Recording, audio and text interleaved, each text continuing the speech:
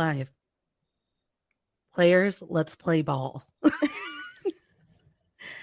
Hi, everyone. This is Still Comfy with Nat and Jules. I'm your host of the evening. I'm Natalie Katona from To All the Men I've Tolerated Before, and we will be covering A League of Their Own because over on Jules's Instagram for Pop Culture Makes Me Jealous, we did the show, the Amazon Prime show. Jules, introduce yourself.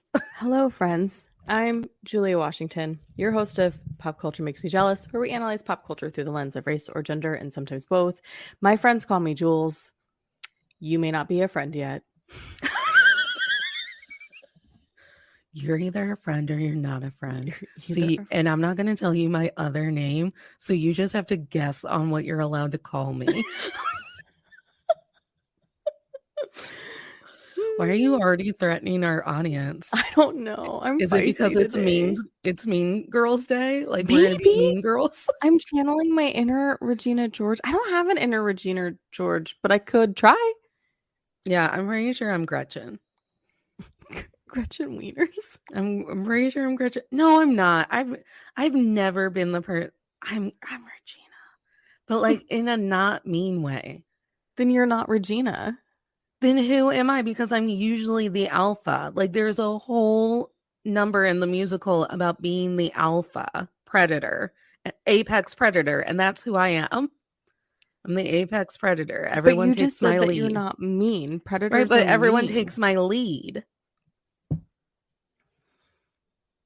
I don't know. Right. I don't know. See, it's confusing. I guess I'm not any of them.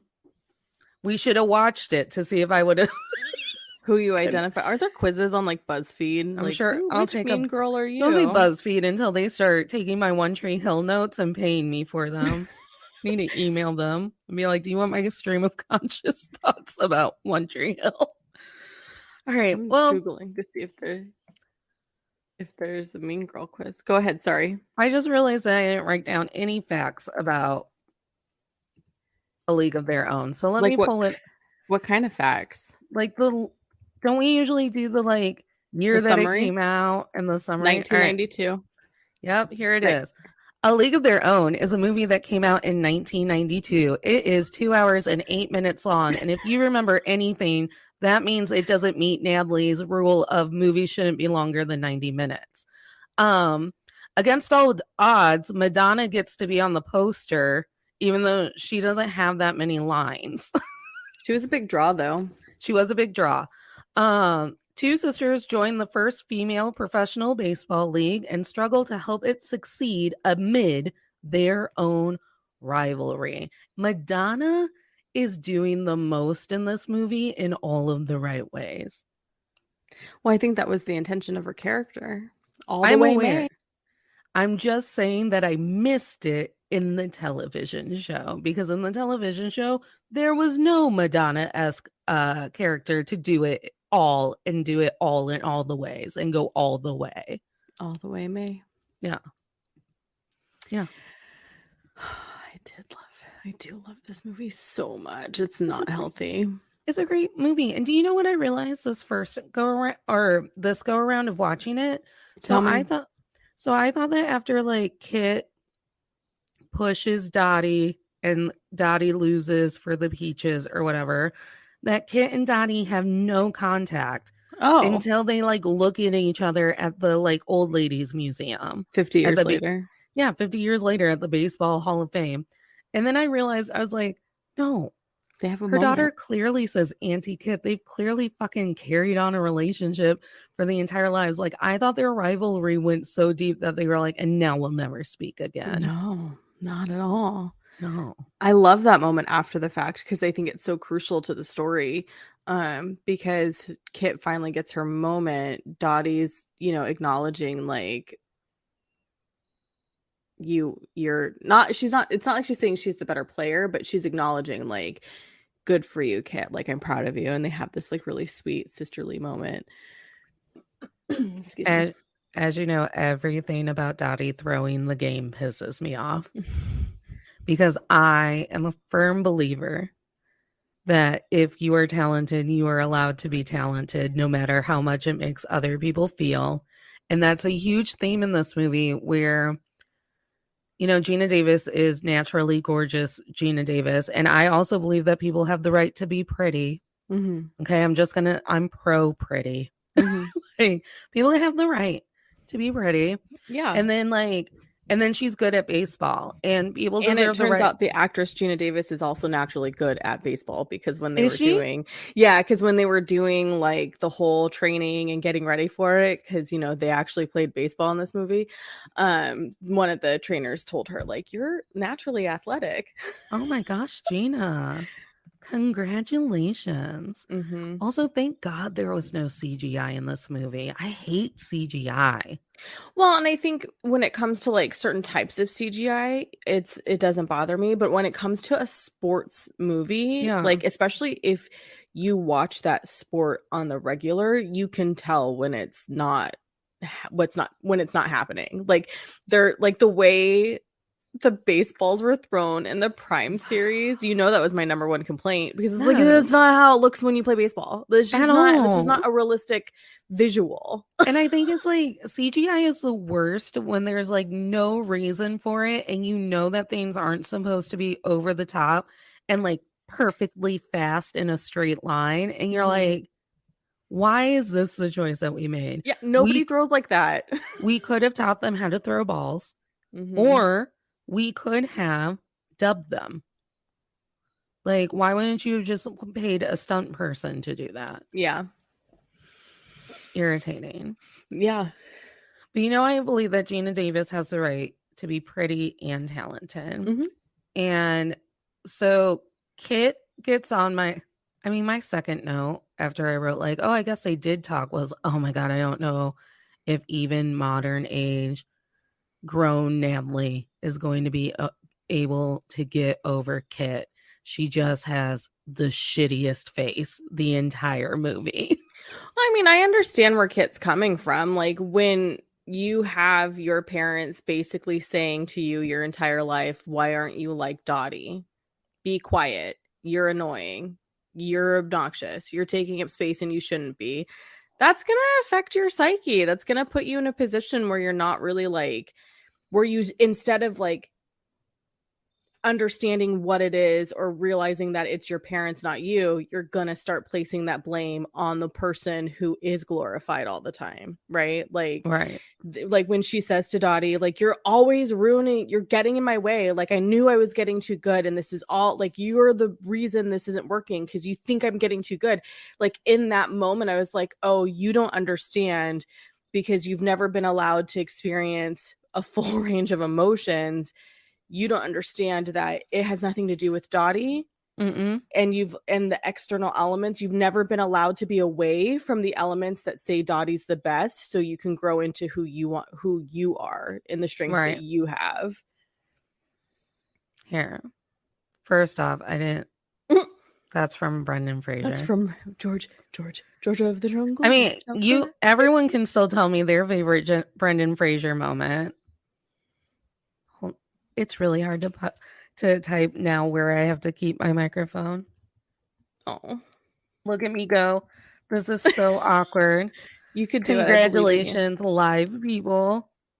Oh, friends, if you're watching us live, we don't know unless you comment. So can you let us know that you're here? We would love to know and to chat with you and to give you a shout out even. Also, YouTube doesn't tell us who watches the replays. There's like no way to thank you publicly. So if you watch the replays, also drop a comment. Like, I answer the comments. What else was I going to say? Oh, yeah. I mean, I don't know. Kit's just like, she's shitty and she's shitty for a reason, but it still makes my skin crawl because I'm like, stop it, Kit. Hello. They can't hear you. Oh, hi, Instagram. Look, I can't type. Let's just make our faces for Instagram. Keep talking. They can't hear you. You have to tune in to YouTube to hear what Natalie has to say. My first point of misogyny. Can we talk about how like Marla wasn't like Marla Hooch. Marla Hooch. Justice for Marla Hooch. She was not in any way scary ugly. No. She wasn't. She was not. The way that people reacted yeah. to Marla's face. And I'm John like, Lovett. We gotta go. We gotta go. You ain't taking her because she ain't pretty. And they sat down. I was like, that is a solid move, ladies. They set down their bags and they're just like, nope, fuck you. We're not going. Without a great word. Player. We're not leaving without her. Without a word. They didn't just looked at him. And he knew. But like, and it wasn't even the one joke. They make that joke 4 or 5 times. Like, they don't let her show on camera. She's like all the way far back. Yeah. Just waving. And then there's Marla. Do we even know if it's really her? It's so far away. It's so far away. I feel bad for Marla. Well, and her dad, I know my daughter isn't as pretty as these girls, but her mama died when she was whatever, and I raised her like a boy, and And I ruined her. Yeah, and I was just like, oh, honey, like, it's okay that you don't know how to be femme for your daughter. Like, that's not who you are. It's fine. Broke my heart. Yeah. Broke my heart. Yeah. Like, I was like, oh, sir. No, you probably loved her the best, and out of any of these daddies, you probably did the best job. So and proof positive in the scene when they're at the train station leaving, and that's a moment where I cry because she's like, who's gonna take care of you? I don't need to go. And he's like, we've literally been working for this. Like, you have to. It's gonna be fine. And I just loved that moment. It was so beautiful. It was so cute. The cutest. He's like, he did the thing. He's being so great. Mm-hmm. So justice for Marla, who, by the way, is technically the only one that we know gets laid after she does her little karaoke. Well, I mean, we know that Madonna gets laid, but Marla's the one who finds love. And I love that twist. It's not a twist, but I love that turn for her because of all the women, and everyone's like, oh, they're so beautiful and they're dollies and like dirt in the skirt and show your whatever. Marla's the one that finds love. That makes me so happy. She's so sweet. I thought between the charm classes that in the movie it was more of this will be a little blip and it'll highlight that we made them take charm classes and that Marla cannot walk. And then I think the show tried to make more of a statement about it. Mm-hmm. But when it comes to the show and the movie, that's the only time that the show made more of a statement than the movie, because the entire time I'm like, this is where the show was supposed to make a statement and they just skipped it. Mm-hmm. This is where the show was supposed to make a statement and they just skipped it. Mm-hmm. Yeah. You mean in the movie? This is where in the movie. I have a couple written down. Let me look. Because when she's like, nice, very nice, lovely, and she gets to Marla, and then the assistant's like, what do you recommend? And she's, a lot of night games. Yeah. So like, terrible, funny line, but also shitty. Also shitty. The Shirley Baker scene where she can't read her own name on the list. Mm-hmm. And that gorgeous Helen woman comes over and that's the sister from Mad About You. I know, she's gorgeous in this movie. I love her. I have her name written down. Everyone was so hot in this movie except for Tom Hanks. Well, he's supposed to be playing a washed up drunk. Like, as you know, I love the Tom Hanks character. Yeah, I desperately missed him in the show. Yeah.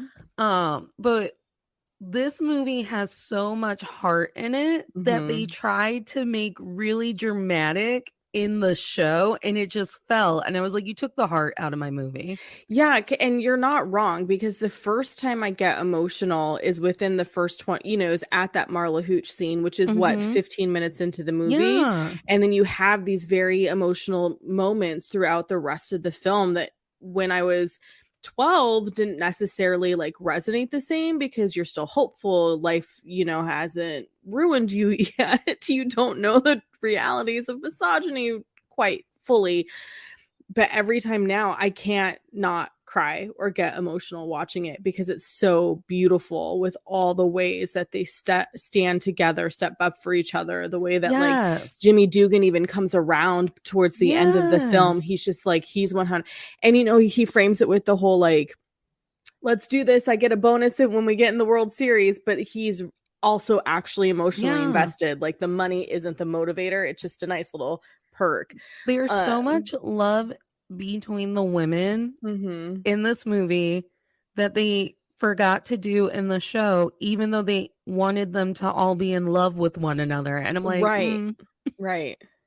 There's like no girl win moments in the show. There's no like, I see you struggling. Yeah. I myself am a woman as well, and I'm going to step in to stop your struggling. I wonder too if that's because in the 90s there was a lot of that in the 90s with female media and television. You know, there's just a whole lot of like, and same, you know, even in the, I don't know, there was a little bit more of a hoorah kind of situation. Right. I feel like when I look back and reflect on earlier late 80s, early 90s television, where we do sort of see more of a bond. We're going to stick together because that's the strength in numbers. This is the only way we're going to survive.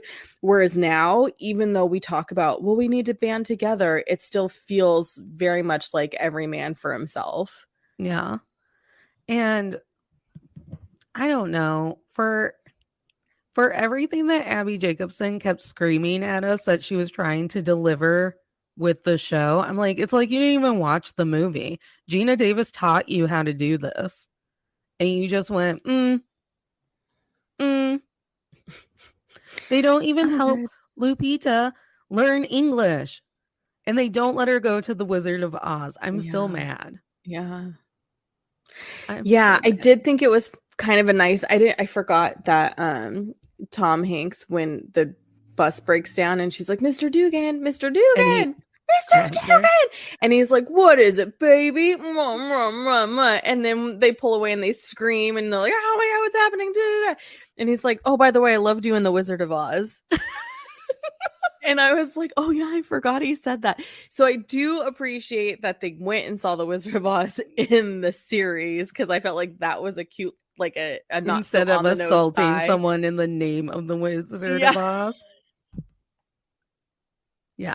Which she kind of does look like the lady from Wizard of Oz. She looks exactly like that actress. She looks exactly like that actress. And honestly, so it's almost like, yeah, that's an insult, but not really.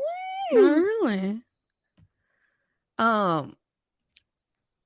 The movie also pissed me off about the show about something else. So when Nick Offerman steps down and they just allow Abby Jacobson to coach, I was like, there's no way. Yeah. Like watching this movie, I realized, I was like, there is no way that these men who just want to sell candy bars are not going to just bring in another man to tell you all what to do. Right. Like, right. I also think that character needed to be there.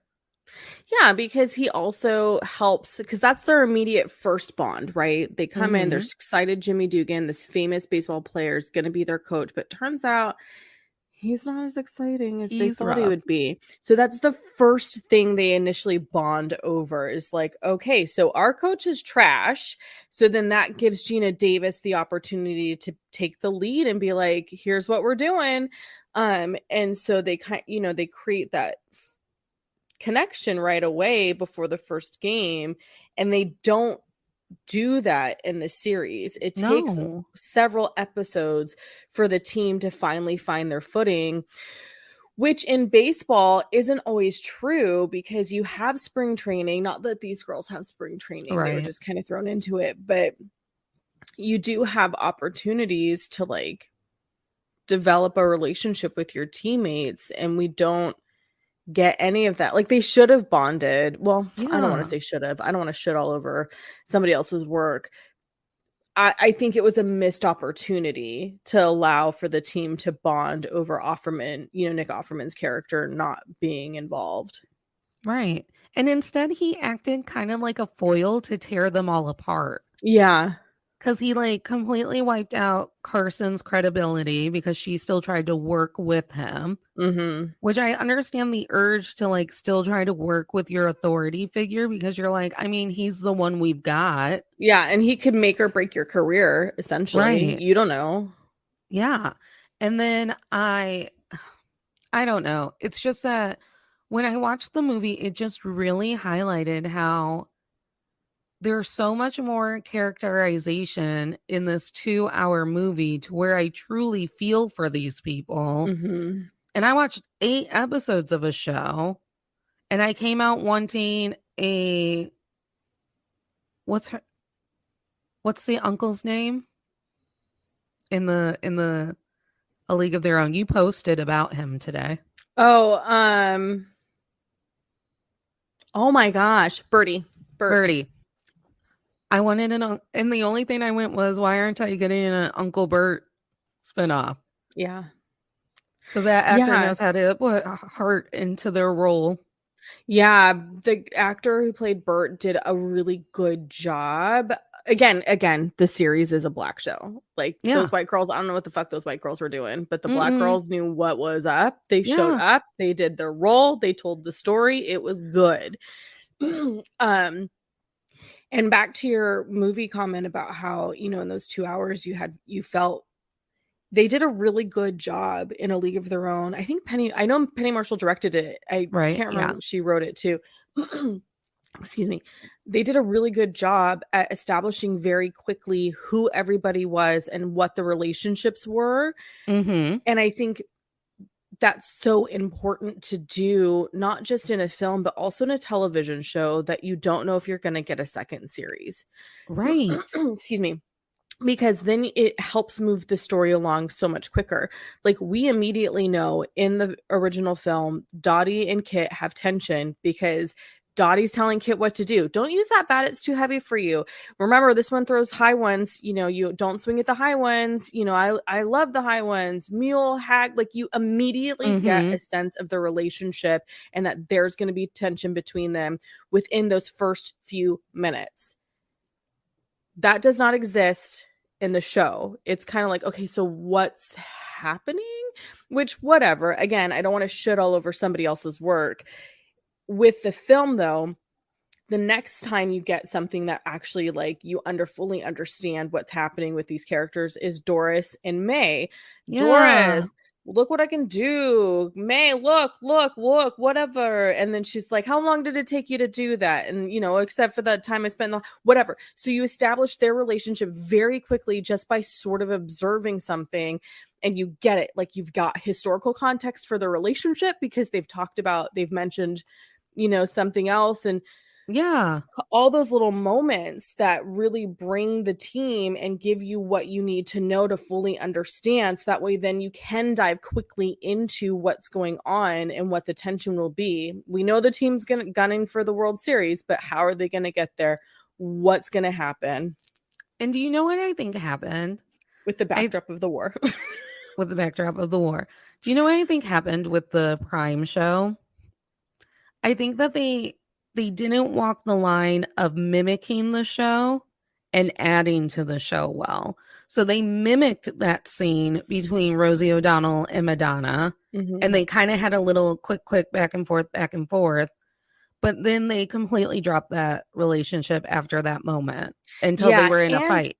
And that introduction was a little too long because with May and Doris, it's very quick. It's a very quick introduction, but you still get a lot in there. Yes. With the suitcase scene, it is a very long scene that feels drawn out and could have been, you know, cut down a little bit and tightened up a little bit to get the same impact. And to piggyback on what you're saying, continue that throughout, because that's the beauty of the film. They continue those types of snippets with Doris and May throughout the entire movie. Like when there's the threat of shutting down the league, May's like, you tell that Mr. Candy guy he's not shutting me down.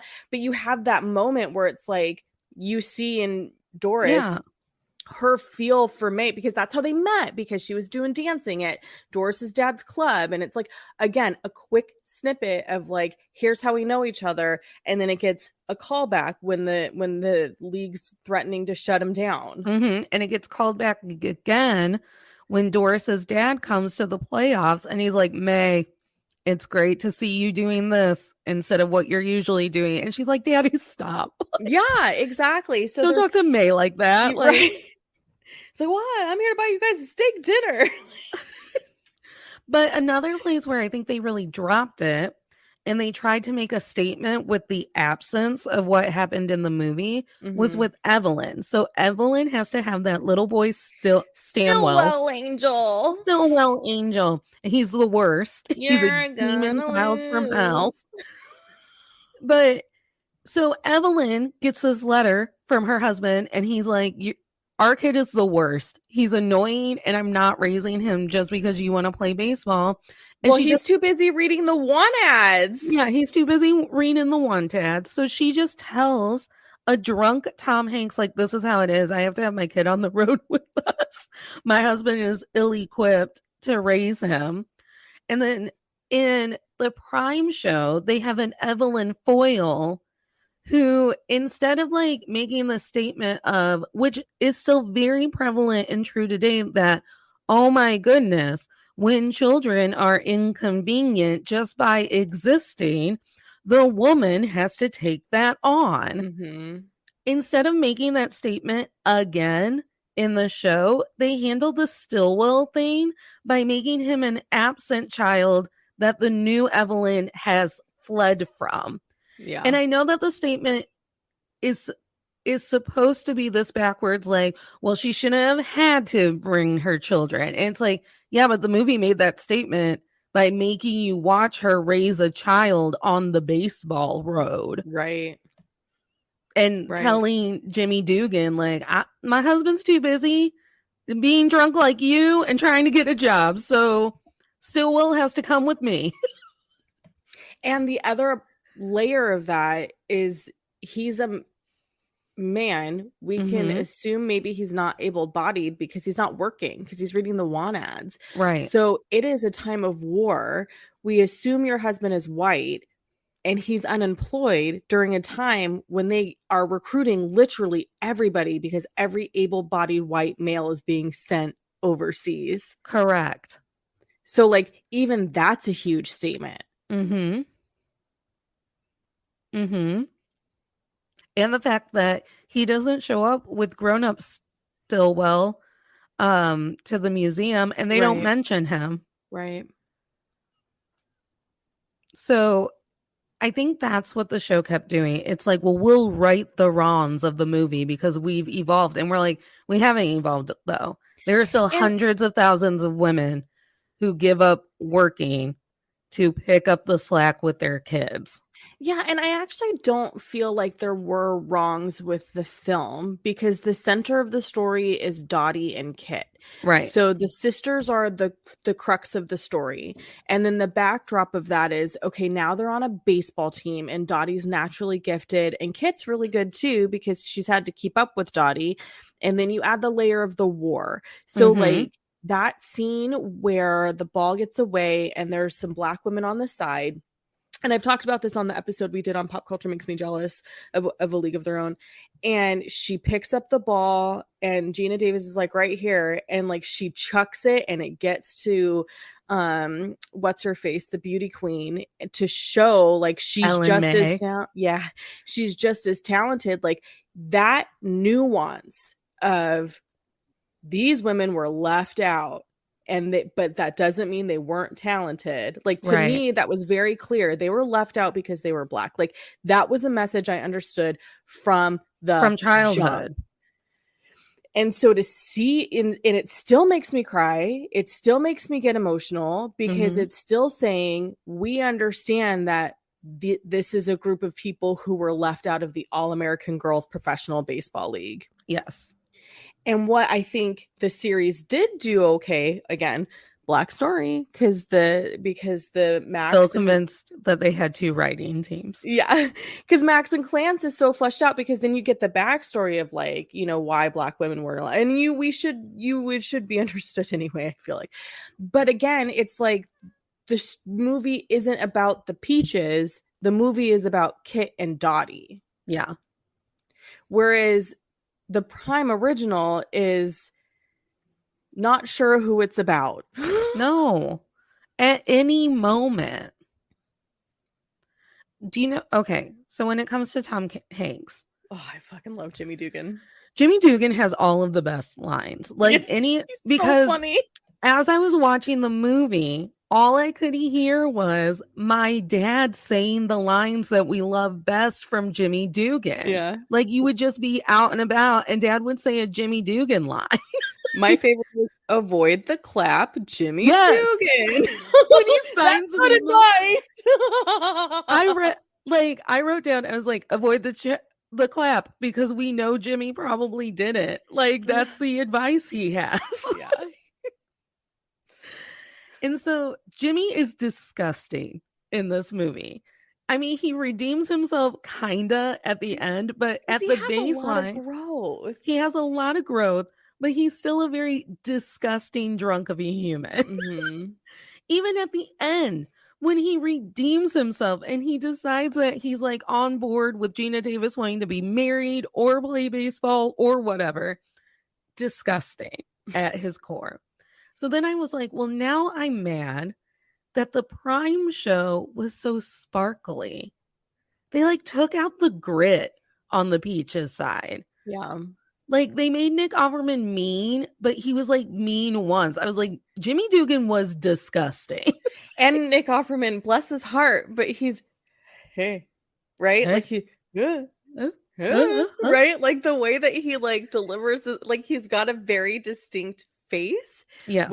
So it's like, and it's expressive. So when he's delivering lines, it's just kind of like he, you know what I mean? It's like, it's interesting seeing him in things. And I don't think it's because I'm obsessed with him as Ron Swanson. I don't think it's that. I think because he's also in a couple episodes of Gilmore Girls, mm-hmm. and he doesn't do it in Gilmore Girls. But since Parks and Rec, I'm seeing him consistently be like, here's this face I'm making. I don't know if I described that well. Does he do it in Making It?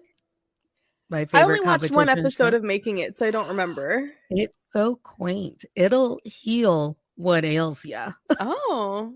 It's just so quaint because you know how the British Bake Off, the Great British Bake Off is beautiful television because at the end of the day, they're winning a plate. So there's no money on the line. So like if your oven goes out, you can come use my oven. If you don't know how to simmer butter, you can watch me simmer butter or whatever. And everyone's just like making a crumpet. Yeah. Because Amy Poehler and Nick Offerman are so kind while they host that show.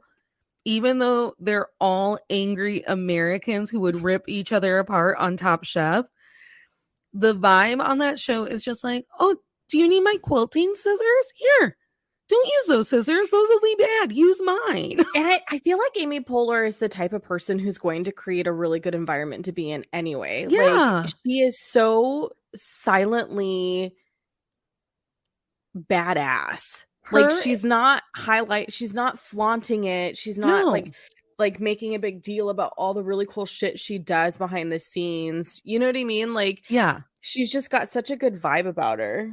Her and Nick refuse to be the people who tell the contestants that they're going home. They make the other 2 judges do it. They like, I love audibly stand back and they look at them and be like, now be the mean people and sell these people home.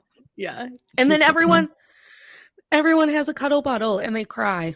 Oh, I love that. Oh, I Every have time Peacock. someone I goes should home, look at it. I should go look at it. it's I so do cute. follow somebody on Instagram who was on, I think, the first season of Making It. And I knew Mm-hmm. that because when I found her on Instagram, I was like, she looks really familiar. And then I started following her because she was delightful. Yeah. And then she talked about being on Making It. I was like, oh, I knew it was her. Because and then she had shared a photo. And I was like, oh, that's why I didn't recognize her. Her weight had changed. So I didn't recognize her immediately because she was light, thinner at the time that I found her. Mm-hmm. So yeah, I was like, oh, I fucking love you. Oh my gosh. Yeah, Making It, I mean, it's a beautiful show. It's a beautiful show. And that's why I love Nick Offerman and why I was excited that he was in the Prime show. I just and then don't they think barely used him. Yeah. I was like, you didn't even let Offerman be Offerman. Because you could still use that character who's obsessed with the one knuckleball thing or whatever. Like there was opportunity there for a story arc for him throughout all 8 episodes that I think didn't get tapped into. Right. And then, so back to my dad just like quoting Jimmy Dugan. Well, Jimmy Dugan and just the movie. When the charm lady is like, eyebrows, there should be 2. I was like, oh, I remember my dad telling me that. He's like, Natalie, eyebrows. It was when he started letting his sister wax my eyebrows. And then he just felt like he had the right to comment when that had gone on too long. By the way, these are my natural eyebrows. I haven't waxed or plucked. So you never had a uni? No, I mean, like, if I rub it, yeah, there's hair, but there's hair on your entire face. Right. You know, that's what I'm saying. Like, we're normalizing women's hair. Yeah. I have hair everywhere. Yeah. And it is a chore to wax, to shave, to all of it. And then afterwards, you're like, I even get an orgasm out of that. Like, I spent 45 minutes shaving. My water went from hot to cold to hot again. And at the end of it, you were bad in bed. That's just unfortunate. Isn't it, though? Isn't it, though? It really is. Ingrown hairs and everything. But my dad used to tell me, like, eyebrows, there should be 2. And, like, here I am rubbing my eyebrow to be like, they've never. I mean, I'll ask Stephanie, when you watch the replay, comment for everyone to know if whether or not I had a unibrow, and I'm just not remembering. But where would it have gone now? Now that I'm in my 30s, it just I outgrew my unibrow. Well, if you're doing waxing, like, okay, so look at my eyebrows. Yeah. These are not my natural shape.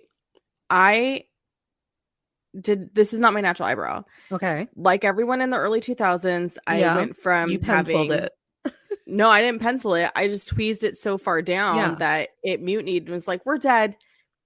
You've killed the cells. You've killed this space. Yeah. And now I kind of wish I hadn't. So like part of me is like my eyebrows should naturally come to here. And they won't even grow in right here at all. Wow.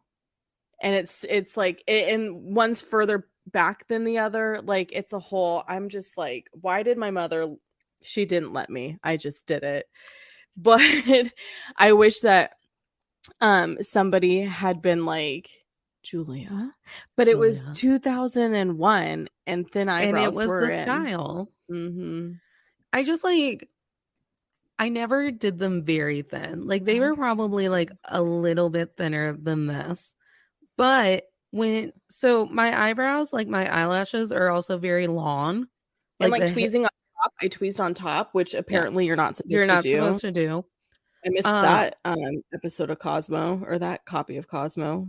So the thing about my eyebrows is my eyelashes are long, and so is each individual eyebrow hair. Okay. So when you get into this territory, there still looks like there's a lot of eyebrow, but it's like 5 strands because they're so long that they just carry the rest of the brow.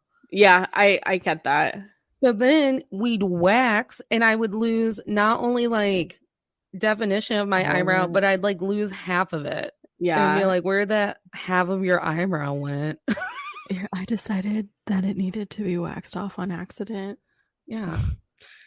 I'm trying to find my original eyebrow because I think I posted about it. My original eyebrow. Yeah, because I think I posted about it because when we did the high school episodes, here we go. I had my guests send me pictures from high school. There's my original eyebrows. There it is. I remember this. Yeah. Beautiful. Great canvas to work with. Also, my child got these exact eyebrows. So whenever I look at him, I'm always just like, I'm so jealous. Right. I hope that all of the Gen Zers out there keep their eyebrows. Keep your eyebrows. Heroin chic fashion is coming back. Keep your love handles and keep your eyebrows because you will want them back. Why is heroin chic coming back? Because everything eventually comes back, and we're in a period of time where we hate women the most. Did no one else watch the Victoria's Secret docuseries on Hulu? Like, don't cave to the men. Don't cave to it. Speaking of men, can we talk about how the only reason why we got a women's league is because men were like, there's a war. How will we sell candy? Yeah, actually, and that's pretty true to life. It was Wrigley, the guy who started Wrigley Gum. He's the one who kind of spearheaded the All-American Girls Professional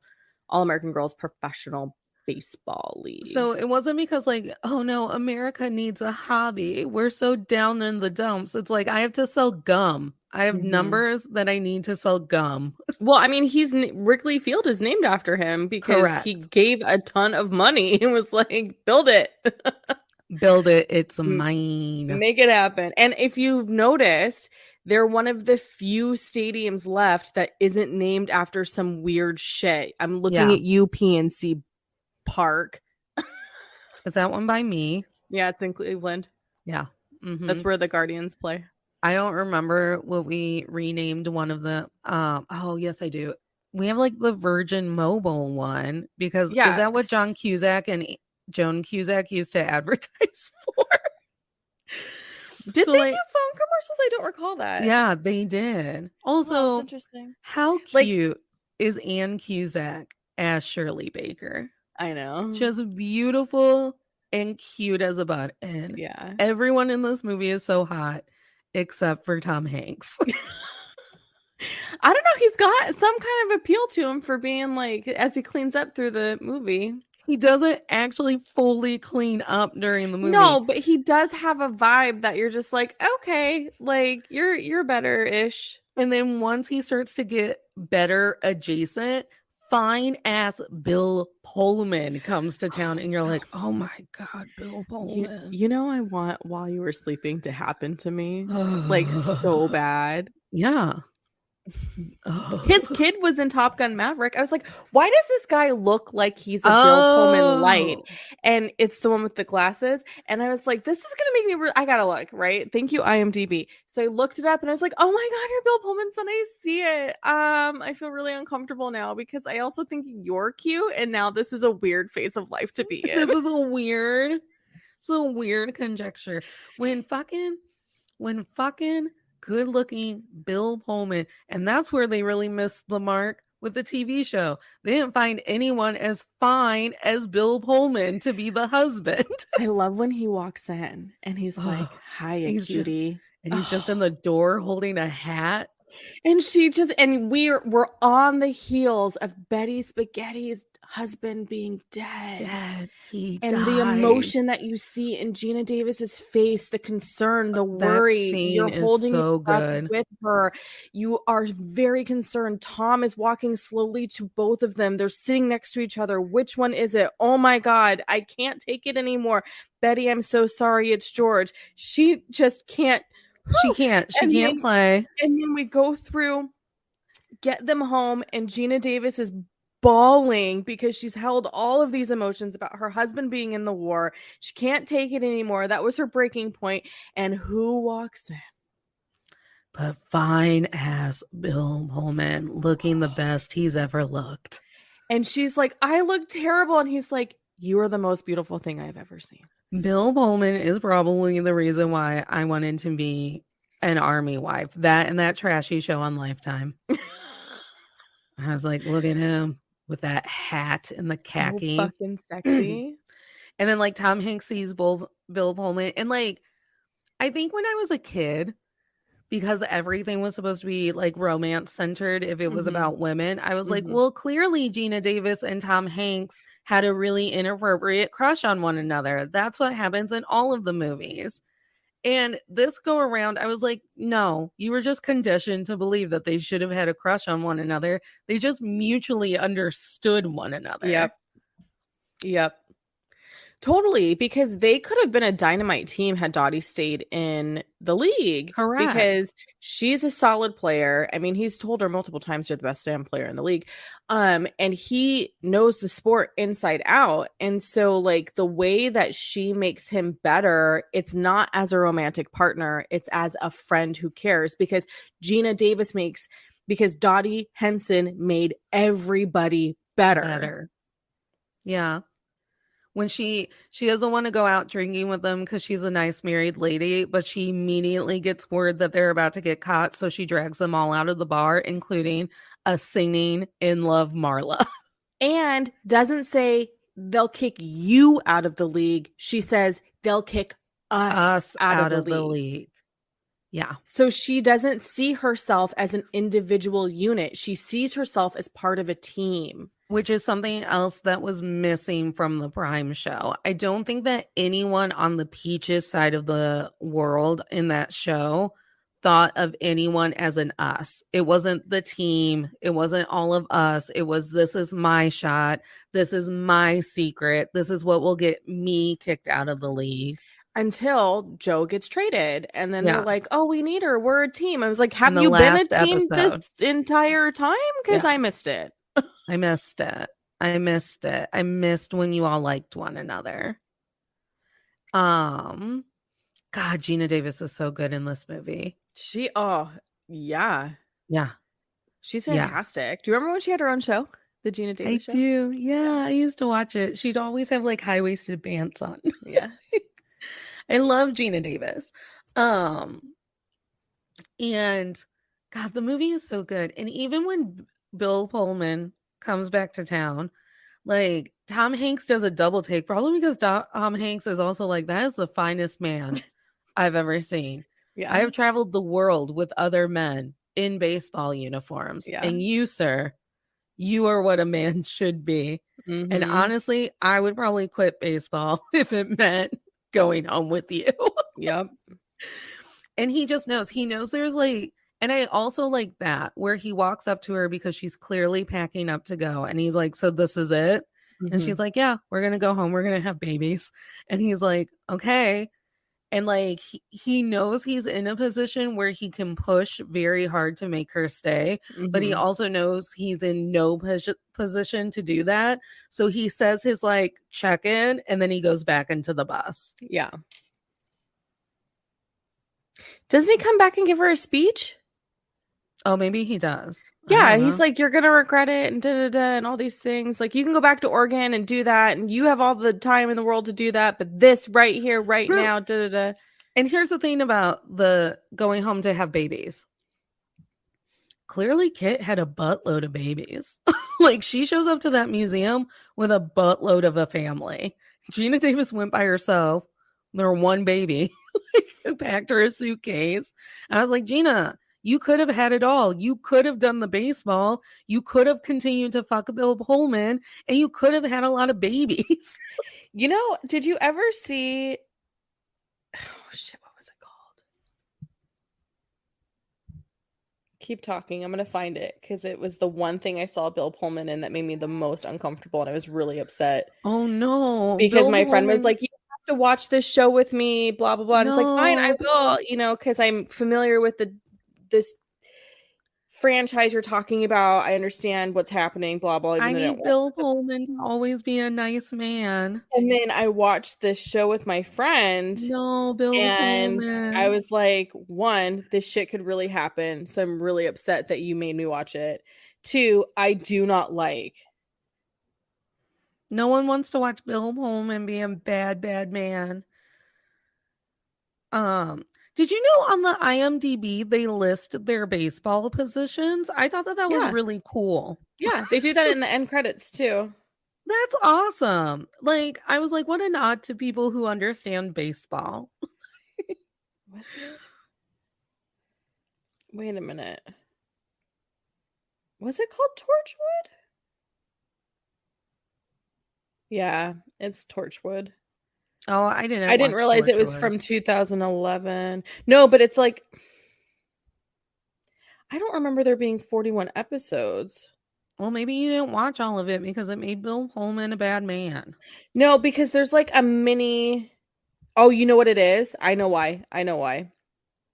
2011 Miracle Day. That's why. Torchwood Miracle Day series 4 is like it's a separate series. It's the same series, Torchwood, but then it's like 2 years later, Miracle 2, and so it's a whole thing. So I only watched Torchwood Miracle Day, and he is not a good person in it. And it was like, I turned to my friend.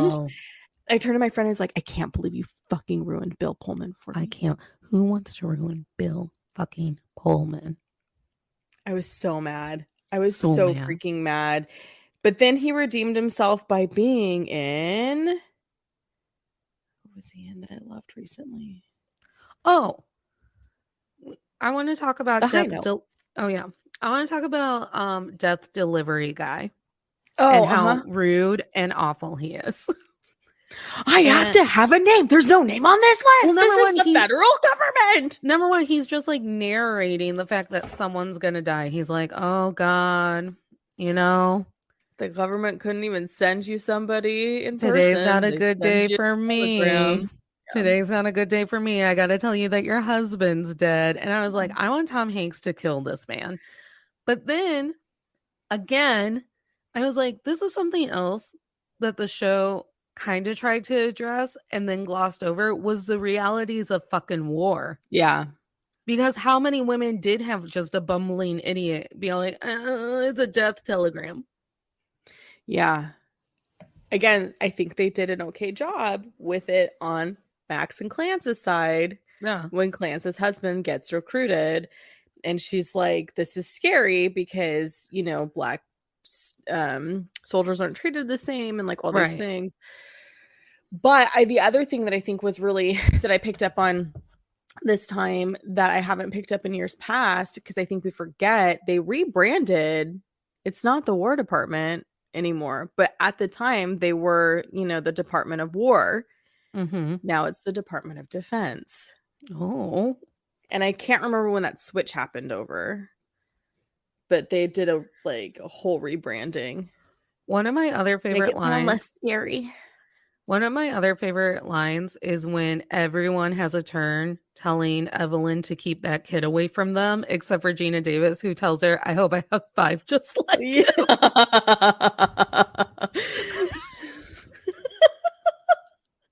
The consummate professional, the consummate I hope I have woman. 5. It's one of the funniest lines when she goes, I hope I have 5 just like him. Yeah. This movie's brilliant. The deliveries of the comedic timing, the dialogue, like all of it. Tom Hanks, when Rosie O'Donnell had her own show, Tom Hanks was on, and they were talking about, you know, filming together, blah blah. And he's like, yeah, you know, they're talking about their favorite scenes. He's like, well, my favorite scene is that, you know, I'm gonna show you. So they show a clip. It's not in the actual movie, I don't think, and it's Rosie running out to the outfield, and she slips.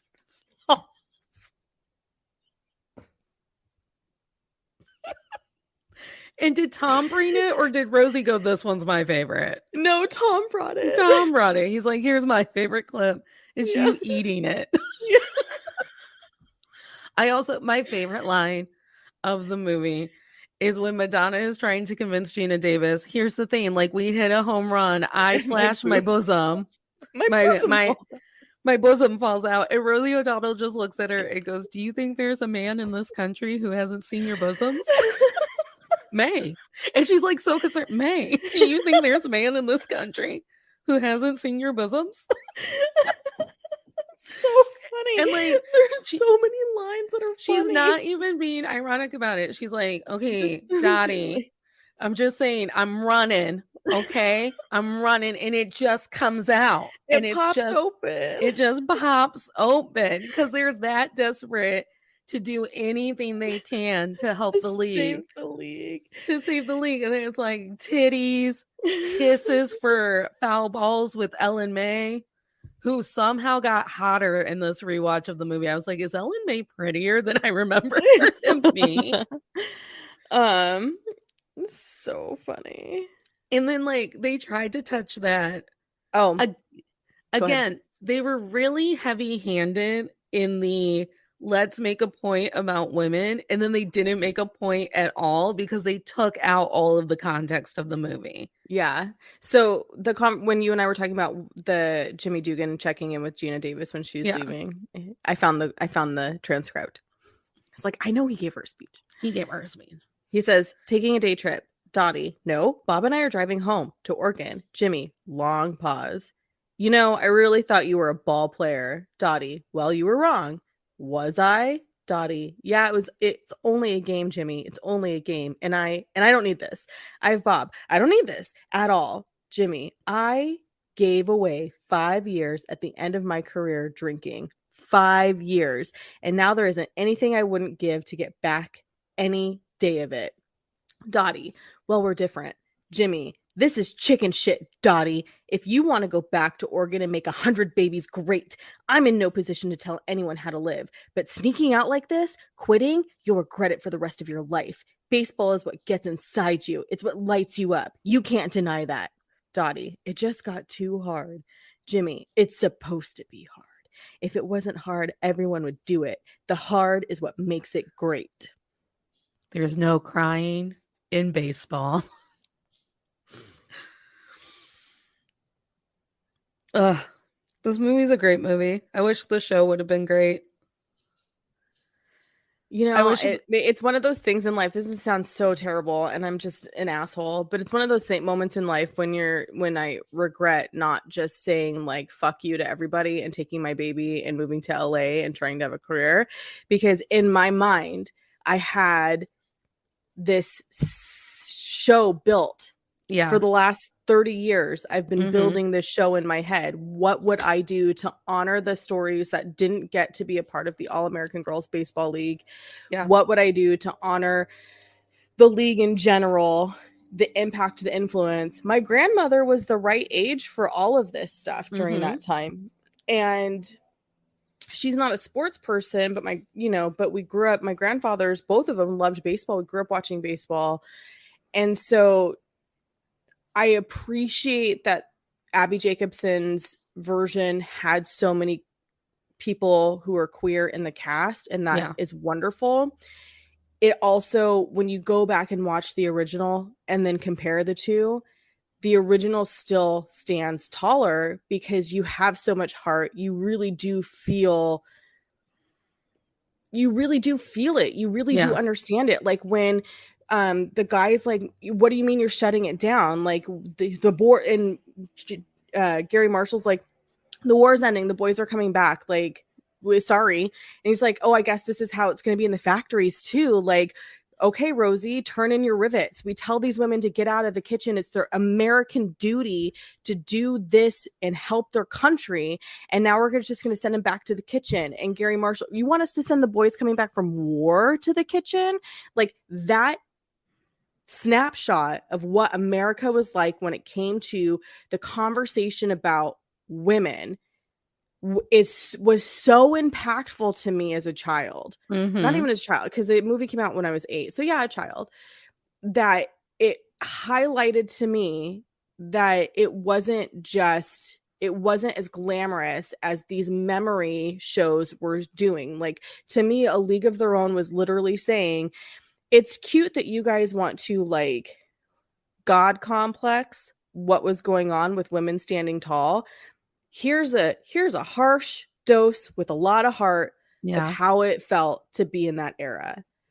And it helped me understand my grandmothers better. Well, always have your own money.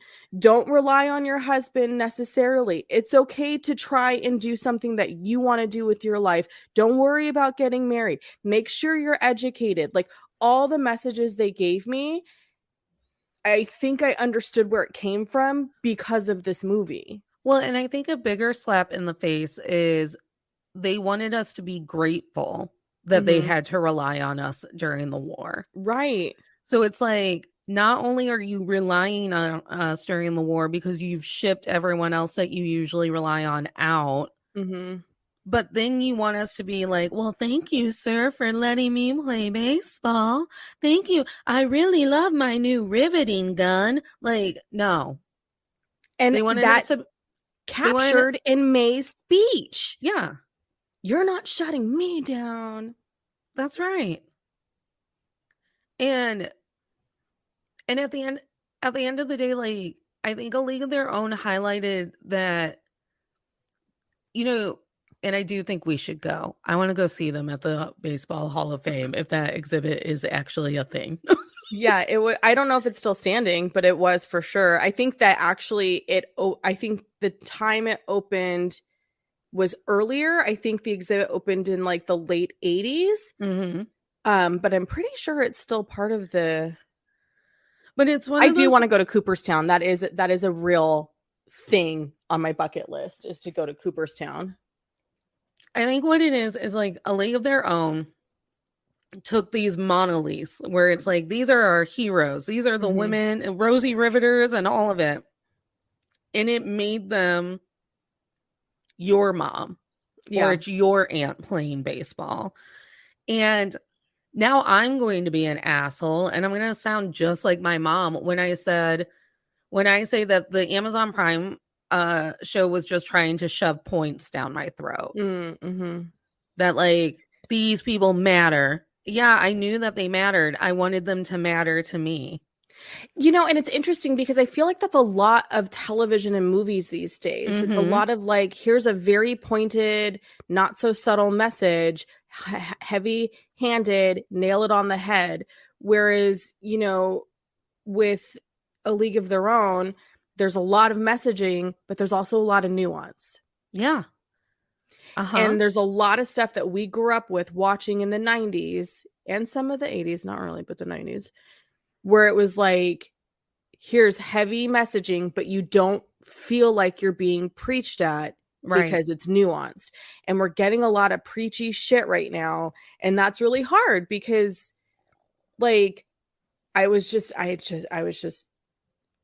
again, I have this conversation with my friend Nikki all the time. You can stop telling me that my people were enslaved. Give me other shit. Because it's becoming more and more aggressive over time. Like, the message of we were enslaved feels like it's becoming more and more aggressive over time. And that's like, hard for me. Like, so we're currently reminding white people that we killed Emmett Till. And it's like, I know that we killed Emmett Till over a lie. I also didn't need that lady to say it on her deathbed. And there's a way, I don't know, like the Malcolm X movie was so good. Yeah. And it wasn't preachy. At least to me, it didn't feel preachy. I also didn't grow up during Malcolm X, right? Like, I'm coming in after Malcolm X's death. I read his autobiography, but watching the movie, it didn't feel like a heavy-handed message of, this is what Malcolm X was about. It felt like, this is what Malcolm X was about. This is his life. Here you go. It felt like a biopic. It felt informational. It didn't feel like, you motherfuckers don't understand Malcolm X. Yeah. And I think what ends up happening too is the people who get it, but then you're just literally pissing off the people who don't get it. And now they're loud. Yeah. And it's like, I don't need them to be loud about anything else. Please make them feel something for the people that they're watching on screen, so they empathize with the people who surround them. Right. That's a huge part of it. And I feel like a lot of that is missing nowadays. And I think that's probably why I'm always gravitating towards Marvel movies, because It's a superhero storyline. I'm sure if you wanted to get deep about it, you can get deep about it. But at the end of the day, like, you can be superficial about it. Yeah. And there's an art to subtleness that when it is absent, you notice, where it's like, my God, you're just hitting me over the head with it. And it makes your characters one-dimensional. Yeah. What did we know about Carson? She liked making out with Greta. The end. What did we know about Greta? She felt shame because she liked making out with women. The end. Yeah. And compared to, sorry, go ahead, finish your thought. Compared to the way that Doris's dad unintentionally slut shames May. That happens. Your dad is always accidentally slut shaming someone, and you have to be like, hey, you could have kept that one to yourself. And even further than that too, with Dottie and Kit, you understand Kit feels overshadowed by Dottie. With Dottie, you understand she's conflicted. She loves playing, she loves her sister, she loves her husband, but a woman's place in her mind, she's not. And I felt like this movie was her trying to deal with her desire to want more, her desire of wanting more, but her obligation of what a good woman does in 1941. And I think what happens in the Prime show is that Abby Jacobson made it almost too easy for the women to have their way as if it was 2022. Oh, Nick Offerman quit. We don't need to rehire him. Carson's husband comes back. Good news. He's going to say that he doesn't need a baby right away and she can keep playing. And it's like, that feels unrealistic to me. Yeah, because there's a level of, so like historical fiction, right, is a whole genre.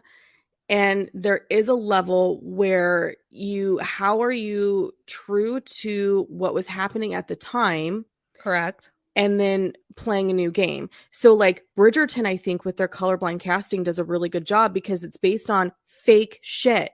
Yeah. Right. The aristocracy is real, but the Bridgertons are fucking fake. Right. So it doesn't matter if Queen Charlotte is black or not, because it's a fucking fake thing. The All-American Girls Baseball League is real. So to tie in things that are true to the time, but still manage to keep, my air conditioning just turned on and all my doors and windows are open. Shit. Oh, yikes. Anyway, it's gonna be fine. So staying true to the time, but still being able to make it not feel like you're reinforcing negative stereotypes. Correct. I feel like the 92 version does that. Yeah. Yes. And that's, I think, a lot of, like, okay, can I just, not to be a tangent, but everyone's losing their shit about Blonde right now. Yeah. And I'm like, first of all, it's not a biopic. No. Anybody who read the book will tell you it's in the fiction section of the bookstore. Correct. This is not a true to Marilyn Monroe's life story. She didn't sign off on this. She didn't. Her estate, not super thrilled. They're like, okay, it's good. Meh. But that's another example of like, this is fiction. There's creative license here. However, because it's a real person, there is a weird line where you have to balance delicately, because there are some things that just are factually inaccurate that happen in this movie. Like, she doesn't die before or she doesn't die after Cass Chaplin.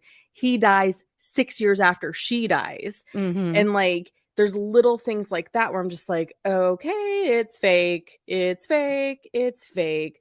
But then somebody on Instagram sent me a DM because I was like bitching about like people being so upset about this biopic. I'm like, it's not a biopic. Stop calling it a biopic. Right. And they were like, it's being marketed like a biopic. It is. And I was like, shit, I guess because I read the book 20 years ago, I walked into knowing it's not a biopic. It is literally being marketed like they are telling Marilyn's story as if Marilyn gets to. No, this is Joyce Carol Oates' imagination of Marilyn Monroe's life. That's what this is. And then my urging to Joyce Carol Oates is, why didn't you just do what anyone does? Tell Marilyn Monroe's story without naming her Marilyn.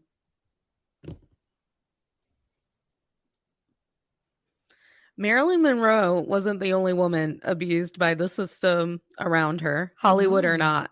No. So, like, there's a story there. Yeah. You can imagine exactly what happened with Marilyn Monroe, and we all do. Mm-hmm. If you wanted to tell what you assumed happened to her, name her anything but Marilyn. Yeah. So, like, it's just like, it's a miss on everyone for me. Like, Joyce Carol Oates, that's irresponsible. And that book came out in 1999. Right. No one wants a fictional account of Marilyn Monroe's life because the nonfiction account is horrific enough. Number 2, then it's the marketing of it all to be like, that's irresponsible. One way that I think that we've seen this done right, I haven't watched the movie yet, but maybe I will now that my weekend has freed up.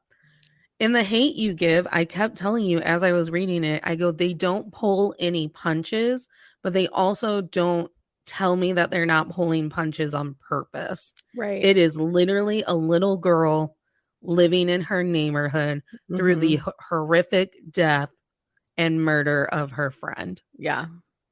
And they're not pulling any punches about what this neighborhood is like. But there's like no footnote to be like, and 3 out of 7 neighborhoods in America are like this or whatever. Yeah. It's literally, this is the truth. Yeah. And I think that A League of Their Own does that because you can't change the fact that they probably did have to make out with guys during foul balls. 1992 version. Yeah, the 1992 version. You can't, like, you probably can't change the fact that there was a lot of, you know, queer bias. Duh. Yeah, there were hella laws again. And in some states, some of those laws are still on the fucking books. Duh. Like, it's a duh for me. Like, Amazon Prime, you didn't have to, like, make that everyone's story in the show for me to be like, oh, because those issues are still happening today. Yeah. So why didn't you just tell me a story without making it a did you know show? Yes, I knew. Yeah. And I think what's beautiful about certain types of storytelling that doesn't necessarily happen anymore is that it, like you're saying, the did you know doesn't exist. It's just we're plopping you in. Yeah. Here's a snippet. You know who does a really good job as a writer like that? Taylor Jenkins Reid. I just finished Carrie Soto is Back, who makes an appearance in Malibu Rising, which is her book that released prior to Carrie Soto is Back. And in Malibu Rising, you fucking hate Carrie Soto. She is the worst. And so when it was announced that the next book would be about her, I was like, I don't want to read about this hoe. Like, no, she sucks.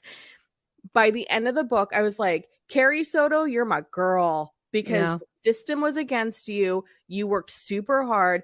Everyone judged your methods. Everyone thought that you were terrible for not being more friendly, for being arrogant, all this shit. Like, so it reminded me that a little snippet of somebody in one person's lens doesn't mean that's who they are. Right. But to add to that, you can still have those snippets be thought-provoking, because what happened? I was mad about Carrie Soto being the main character of the next book. And then what did I do? I read the book and then I learned so much more about myself and, you know, was reminded about the 90s. But it wasn't like, remember how shitty the 90s were towards women? It was, here's what it was like to be a woman athlete through Carrie's lens, but we're not like, it's fact rather than just being like, opinion. You know what I mean? It's her facts. It like there's literal like stats when it comes to being a tennis player that, you know, whatever. It's why when I have a professional on the podcast, I always make sure to also go through my own story because people can like quote you facts and all of it. But unless I tell you, like, this is how my period and menstruation cycle fucks me over in the world, then why would Congress listen to me if I just go 18 out of 22 women have horrific cramps? Right. Right. And I think also Thelma and Louise did that. Yeah, it's such a good movie.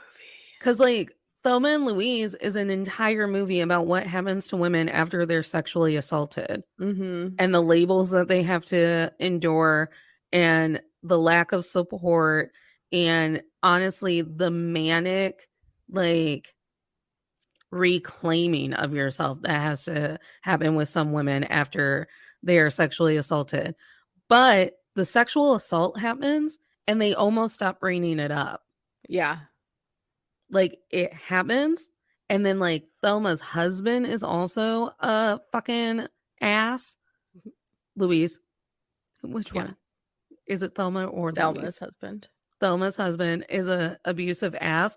But it's like they show us, but they don't have to keep harping on it. Yeah, because they literally don't keep bringing it up. You just you know it's happened, and you remember throughout the entire film. And God, I miss that about the way we told stories. Huh? I know. I miss good storytelling. I miss when you could trust your audience to go there with you. Yeah. And I told you that's why I love Steve Martin, because whenever I see him do stand-up or whatever, he just assumes everyone in his audience is intelligent, or not even, we shouldn't even say intelligent because that's not fair. He just assumed, he just goes into it. He's like, if you've been following my career, then you know where I'm at. So here's my, he doesn't, you know what I mean? It's very like, here's my show.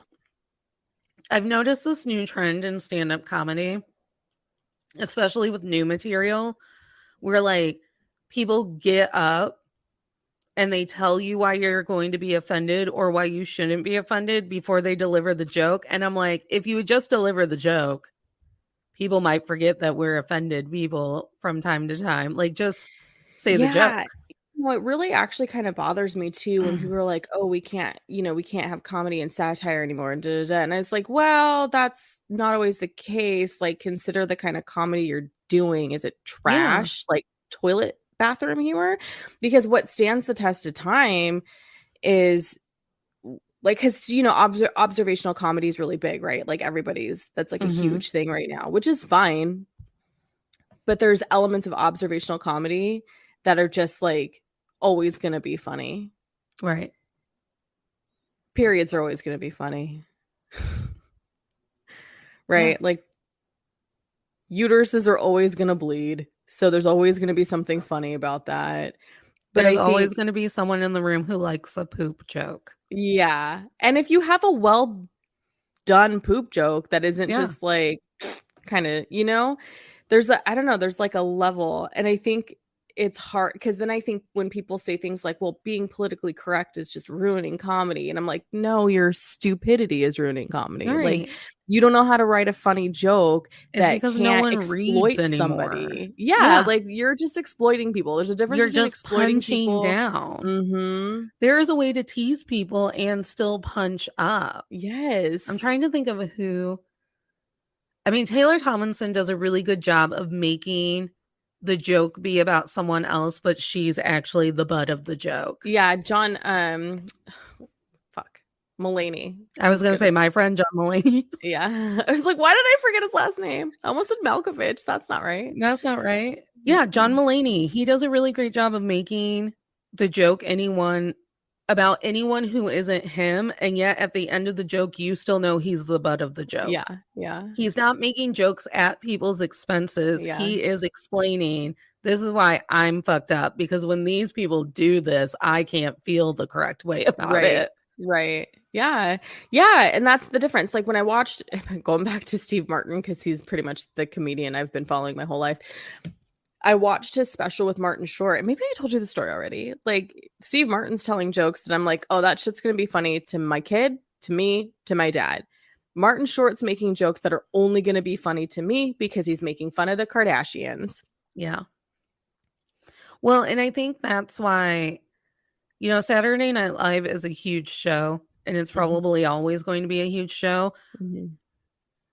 But you can't watch all of Saturday Night Live because it is all about what happened that previous week or this month. I actually, I just, with the advent of, Instagram doing video, I only watch the sketches now on Instagram, and then I queue up Weekend Update to watch Weekend Update only on Sunday morning. See? Because I think that Colin Jost and Michael Che are so fucking funny. They are funny. And, there's just, I don't know. People have to start reading again so they understand story structure. Seriously, because it's really getting like... Because as people read less, our ability to tell stories also diminishes. Yeah. Well, it's like what we were talking... I almost said... I didn't say this to you last night. I thought I did, and then I went back and listened to our messages, and I realized I didn't. Oral history, that is all my people have ever had. Correct. For the longest time. It was literally against the law to educate an enslaved person. And then once enslavement, slavery ends, then you have other types of laws that prevent us from being educated, right?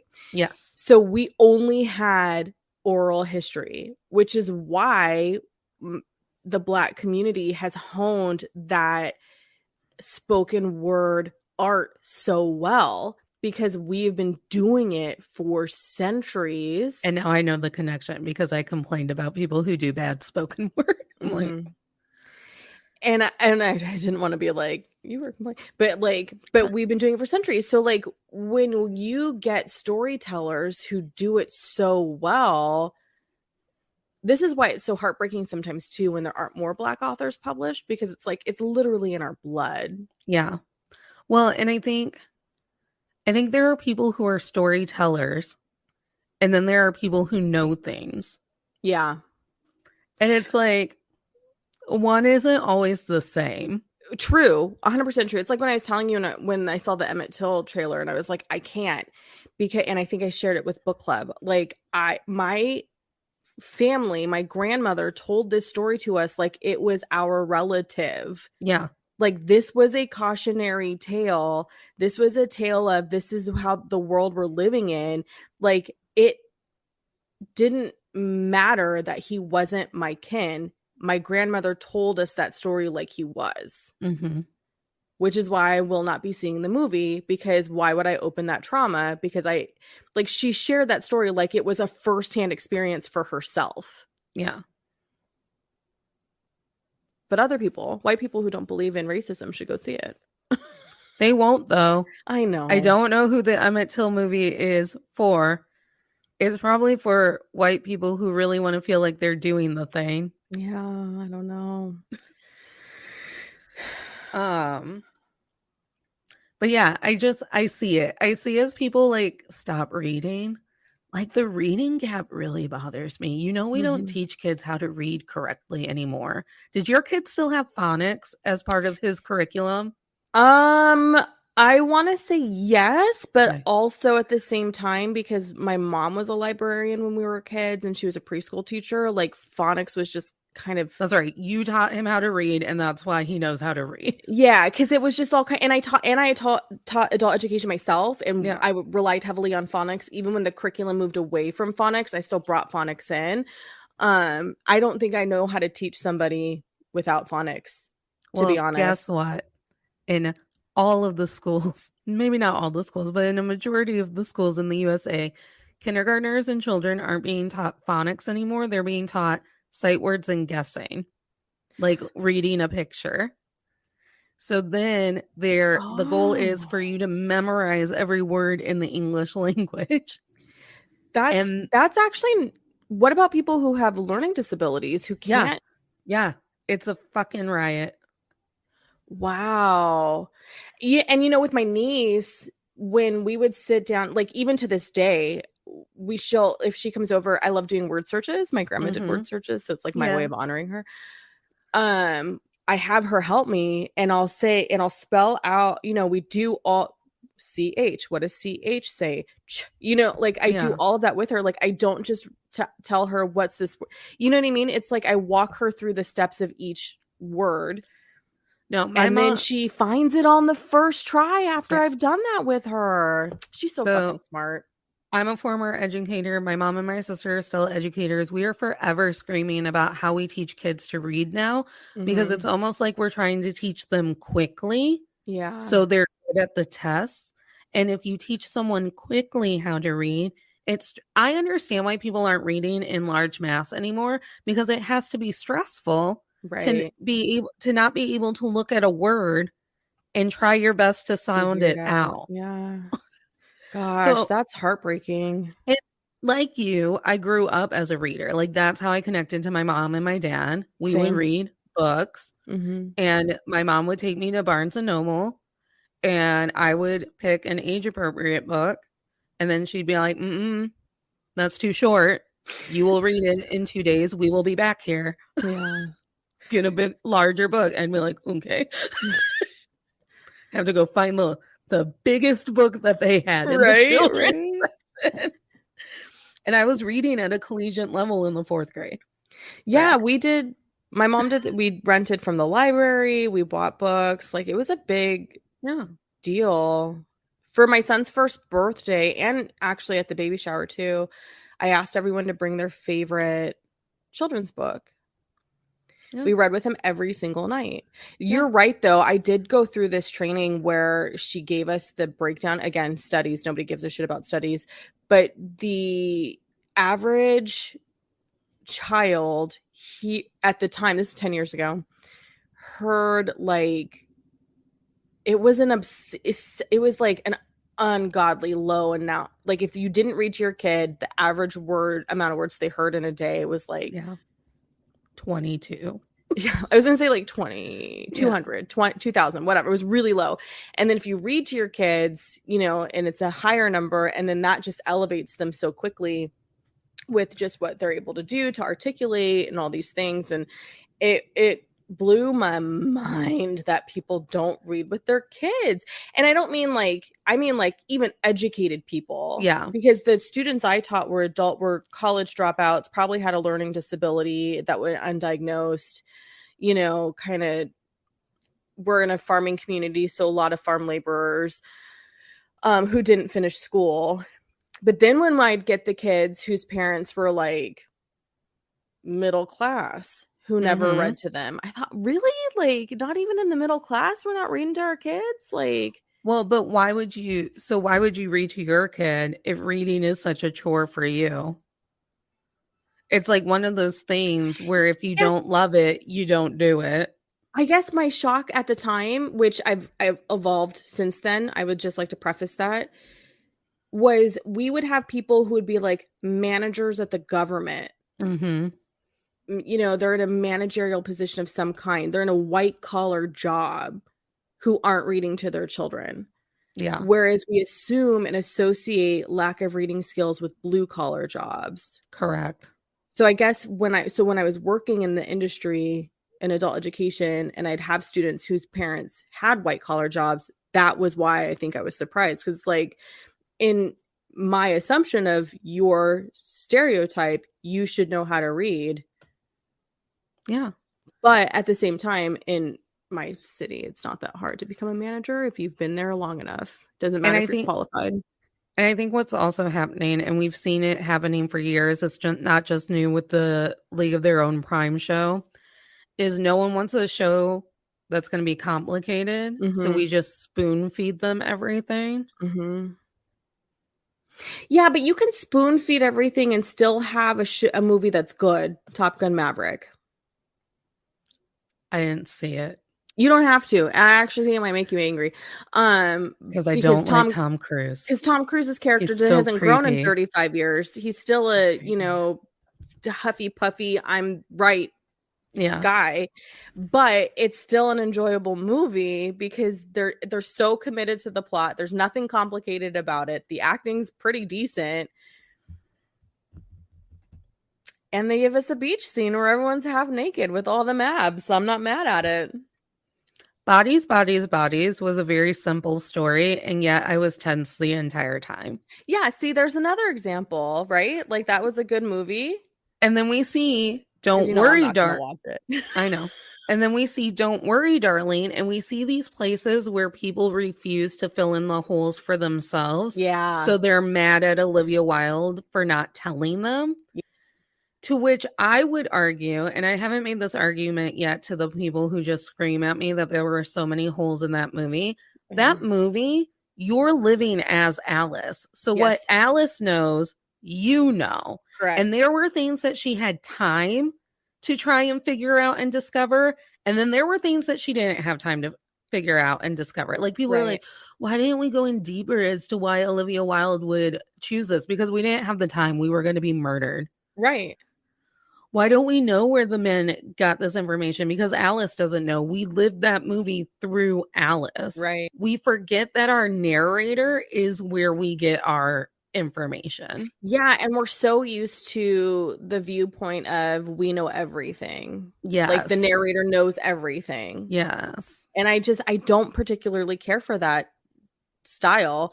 Even when I was studying it in school and even in high school, all through it, like I was just like, I don't give me the narrator who's unstable. Are you the one? No, who just told me that they don't like unreliable narrators? Oh no, I'm here for an unreliable narrator. It must have been one of my friends that I was out to dinner with.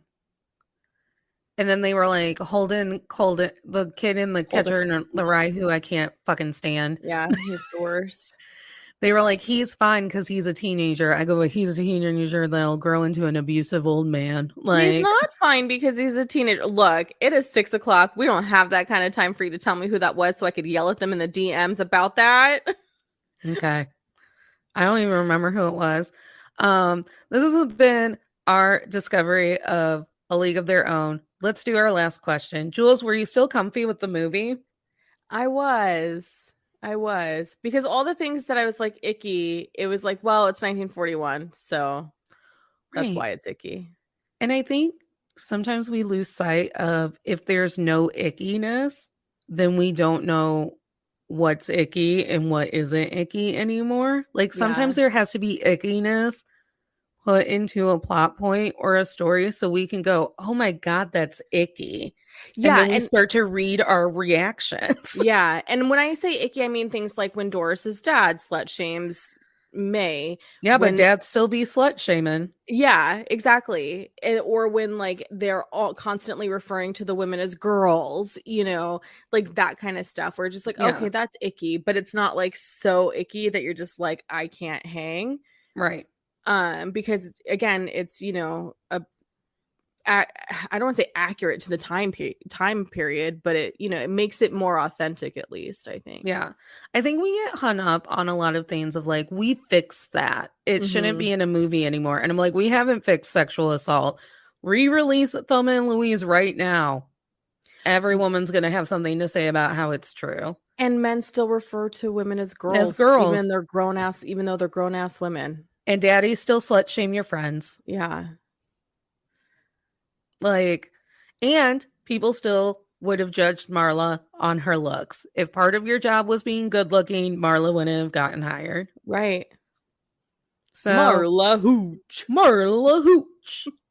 She's kind of my favorite. She's the best. Her and Madonna. Oh my gosh. And Rosie's just so fun in this Rosie's movie. so fucking fun. Why didn't Rosie and Madonna just become a power duo who was in every movie together? You know, I don't think that Madonna wanted to, because do you remember when she'd come on Rosie's show? They were friends in real life. Yeah. So I don't know. Maybe Madonna didn't want to act. Maybe you don't have to do it all, Harry Styles. And maybe you shouldn't. Maybe. I am also still comfy with the movie. The movie still makes me warm and gooey. It still makes me go, ugh, men in all of the right places. Yeah. Tom Hanks is disgusting and I love it. Yeah. I love a disgusting, sloppy Tom Hanks. Yep. And Gina Davis is gorgeous. And Pullman they're all hot. And Bill Pullman is so fucking fine in that movie. Just like, I even feel like they fucked with the lighting around him. So they'd be like, see how gorgeous he is. I mean, if you can pull off the Bill Pullman high acuity to me, God. I might cave. I might and start get married. dating men again. It's sweater season. I've already told men who have been putting on their cardigans, I'm like, nothing makes me reconsider dating men again. Like a fucking cable knit sweater. I go, however, neither one of us is going to be happy because no man can penetrate me until I get my bodily autonomy back. Yep. Do you hear me, Congress? No one gets to ejaculate anywhere near me until I get my bodily autonomy back. Also, California, we have a bill coming up on the ballot, a proposition rather, that keeps it protected in our state. So you know what to do, California. Don't fuck it up. Don't fuck it up. Don't fuck it up. Because I will make all of California suck starve you. It's my new platform. There's a lot of people here. There's 40 million people in this state. We sex starve the people who took away our bodily autonomy. We sex starve them until they give it back. Jules, tell the people where they can find you. Friends, I'm on Instagram. I have a couple. The Julia Washington for book reviews and me just being sometimes a hot mess or really put together and beautiful. It just depends on the day. If you love the concept of my show, Pop Culture Makes Me Jealous, where we analyze pop culture through the lens of race or gender and sometimes both, you can find us on the gram. Pop Culture Makes Me Jealous. We this week are dropping a Still Comfy episode, but also a teaser, because next week we will start kicking off season 4, where we analyze representation of wealthy women in the media. Yep. And it's going to be fun. Natalie's going to be on. She's on episode 3, where we talk about the American crime story, the impeachment scandal. I'm going to be on You're actually going to be in a lot of episodes, but the only one we've officially recorded. A wealthy woman. Yeah, because the only episode we've officially recorded is the American crime story. Correct. We're still coordinating all the other recording times. Because it'll be fun. We'll do it in groups.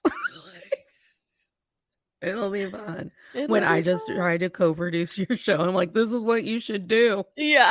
I've had an idea. You're not the only one, though. It happens actually a lot. I get a lot of people in my DMs who are like, I have an idea. I'm like, let me hear it, Well, you know what? I would love for my audience to start doing the work for me. If you have a story of everyday misogyny and you don't want to say it on Instagram or on a hot mic, you can DM it to me and I will find someone else who has an adjacent story to yours. And we will do an entire episode about the misogyny that you yourself have experienced. Because that's the whole point of To All the Men I've Tolerated Before, that our stories of everyday misogyny get told, because we like to pretend that misogyny just is fixed. Like, women get to work and vote now. What more do we want? Not for long if you're in Georgia. Oh, God. Or Mississippi, they're coming for you. They're coming for all of us. The war of women is secretly gaining ground. Never forget it. It's my last thought that I think as I fall asleep, and it's the first thought that I think of when I wake up. We are living in a war against women and femme-presenting humans and anyone who isn't a white, cis, straight man. Speaking of, everybody needs to go see Bros. Go see Bros. I'm seeing it on Wednesday. Like, everybody go see Bros. They only made $4 million opening weekend, and that breaks my heart. What? Billy Eichner tried so hard. That movie is fucking perfect, and everyone needs to go see it. Everyone needs to go see it. If you claim to be a rom-com lover and you haven't seen Bros yet, I know you're going on Wednesday, you told me. I know. Everyone else, if you claim to be a rom-com lover and you don't have a ticket to see Bros or haven't seen it yet, you are failing the system. Go see Bros. It's perfect. It's one Frozen. You're letting the patriarchy win if you don't see Bros. You're letting the patriarchy win if you don't see Bros. I'm honestly going to text that to Billy Eichner in case he wants to make it a t-shirt. And here's the thing, guys. We all know it is universally understood that When Harry Met Sally is the best rom-com of all time. This movie has When Harry Met Sally likeness without being derivative. It's fucking perfect. Go see it. Let me tell you something. Boys get to kiss boys. Girls get to kiss girls. You'll watch it in the movies, and sometimes you won't even know if they identify as a boy or a girl, and they get to kiss too in the movies. Everybody gets to kiss in the movies. Everybody gets to make that one of your t-shirts, Jules. Everybody gets to kiss in the movies. I think I will. Anyways, Tell the Men I've Tolerated Before is your platform where you get to tell us about everyday misogyny. Last week we were putting Sean Hunter and Dawson Leary on trial because they treated women badly in the 90s and they needed to pay for their crimes. This week I am doing an episode with a woman who has built her entire career around teaching women like me how to trust themselves, with a special focus on trusting your sexuality and your sexuality ideals, I guess is the word I'm going to use. So tune in. It's every Thursday. We are on Patreon. We are on Instagram at Men I've Tolerated Pod. I am on Instagram and TikTok at Natalie K124. There is no shortage of me on the internet. Last night, I told a Fred not to cry, that I couldn't go to trivia on Wednesday because I'm seeing bros and he may miss me. And he said, don't worry, I could always listen to your podcast. Oh, I love that. And everyone, tomorrow night, we'll be on Instagram Live talking about the one and only One Tree Hill and season 2 and all of these fuck boys that they've incorporated into my show. And we're going to be on the River Court. So tomorrow night we'll see you on the River Court, and stay cozy, stay comfy. I almost want to add San Francisco, like I'm fucking Will like Ferrell. We're on the news or something. Yeah. Stay cozy, stay comfy. Enjoy the weather. Enjoy the weather. Stay comfy, stay cozy. Yeah, like